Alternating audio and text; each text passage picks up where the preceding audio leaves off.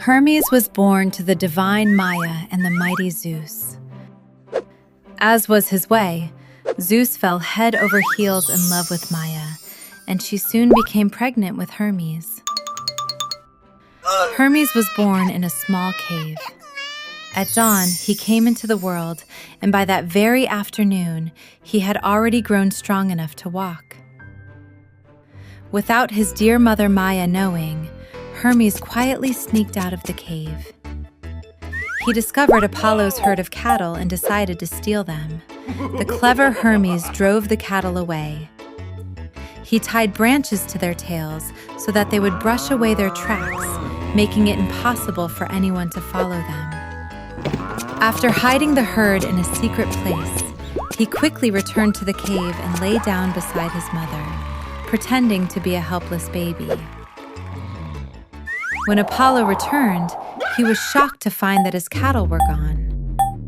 As the god of prophecy who could see hidden truths, Apollo soon realized that Hermes was the thief. Furious, Apollo went to confront him. Hermes, you thief! Give my cow back right now. Ah, Lord Apollo. What do you mean, thief? How could a child like me possibly steal a cow? Have you forgotten? I am the god of prophecy. I know everything you've done. I don't understand what you're talking about. This is unfair. I'm going to Zeus and ask him to reveal the truth. Let's go.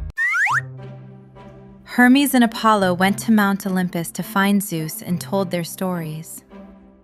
Zeus, Hermes stole all my cows. No, Lord Zeus. I didn't steal them.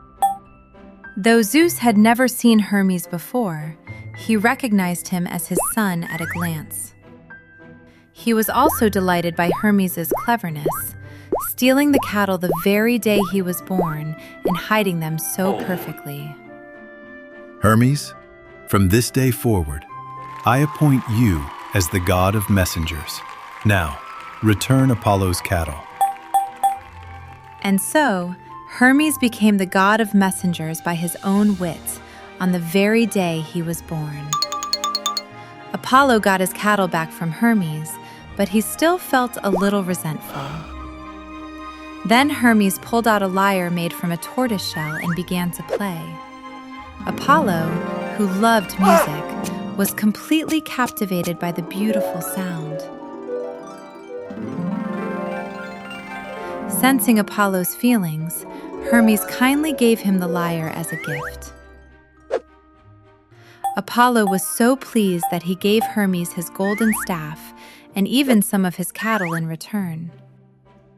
He also shared part of his prophetic power with Hermes. Hermes, who had stolen cattle only once on the very day he was born, became the god of messengers.